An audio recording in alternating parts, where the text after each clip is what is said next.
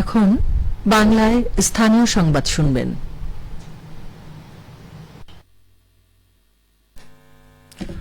আসসালামু আলাইকুম। বাংলাদেশ বেতার, রাজশাহী। স্থানীয় সংবাদ পড়ছি মোহাম্মদ শহীদুল হক সোহেল। হামরোগ প্রতিরোধে জনসচেতনতা বাড়াতে উদ্যোগ নিয়েছে রাজশাহী সিটি কর্পোরেশন। এ লক্ষ্যে রাজশাহী সিটি কর্পোরেশনের প্রশাসক মোহাম্মদ মাহফুজুর রহমান রিটন আজ সকালে রাজশাহী মেডিকেল কলেজ হাসপাতালের পরিচালক ব্রিগেডিয়ার জেনারেল PKA মাসুদুল ইসলামের হাতে জনসচেতনতামূলক লিফলেট তুলে দেন। লিফলেট গ্রহণ করে রামেক হাসপাতালের পরিচালক বলেন, হাম প্রতিরোধে জনসচেতনতা অত্যন্ত গুরুত্বপূর্ণ এবং এ ধরনের উদ্যোগ সাধারণ মানুষের মাঝে সচেতনতা সৃষ্টিতে গুরুত্বপূর্ণ ভূমিকা রাখবে। এ সময় উপস্থিত ছিলেন রাজশাহী জেলা প্রশাসক কাজী শহীদুল ইসলাম, রাজশাহী সিটি কর্পোরেশনের প্রধান নির্বাহী কর্মকর্তা মোহাম্মদ রেজাউল করিম, প্রধান স্বাস্থ্য কর্মকর্তা ডাক্তার FAM আঞ্জুমান আরা বেগম সহ স্বাস্থ্য সংশ্লিষ্ট অন্যান্য কর্মকর্তাবৃন্দ। এদিকে দেশে চলমান হাম পরিস্থিতি মোকাবেলায় রাজশাহী মেডিকেল কলেজ হাসপাতাল পরিদর্শন করেছেন জেলা প্রশাসক কাজী শহীদুল ইসলাম।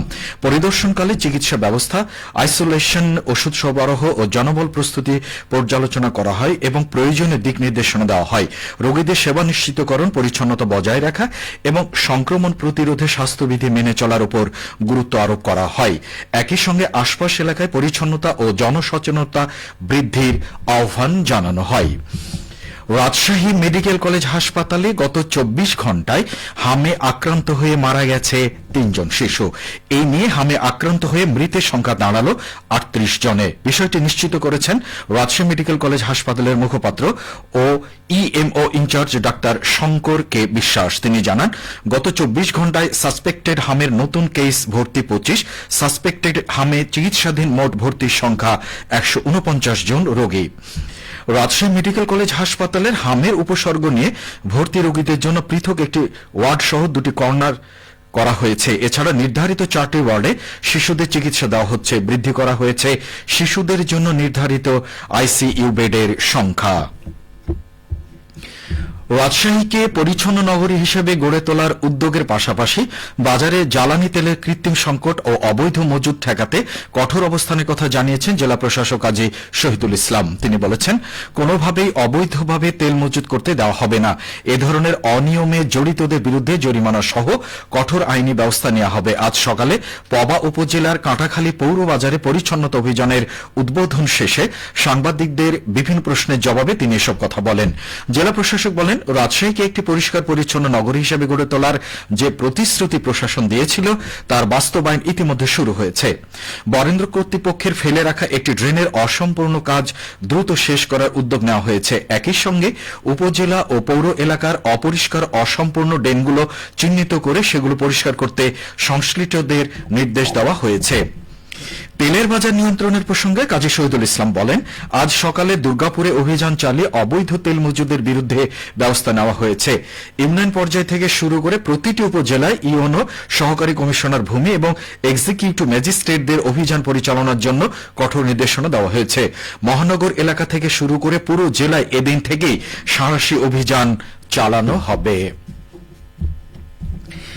এদিকে নিজ আঙ্গিনা পরিষ্কার রাখি, দূষণমুক্ত পরিবেশ গড়ে, এই স্লোগানে ডেঙ্গু এবং মশাবাহিত অন্যান্য রোগ প্রতিরোধে সিরাজগঞ্জে বিশেষ পরিষ্কার পরিচ্ছন্নতা কর্মসূচি পালন করা হয়েছে। আজ জেলা প্রশাসনের উদ্যোগে কর্মসূচিটি পালন করা হয়।